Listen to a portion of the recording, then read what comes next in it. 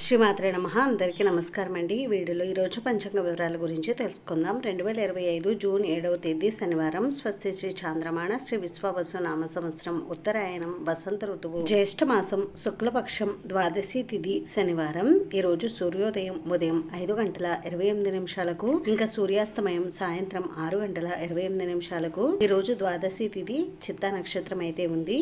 ఈరోజు ద్వాదశి తిథి పూర్తిగా అయితే ఉందండి.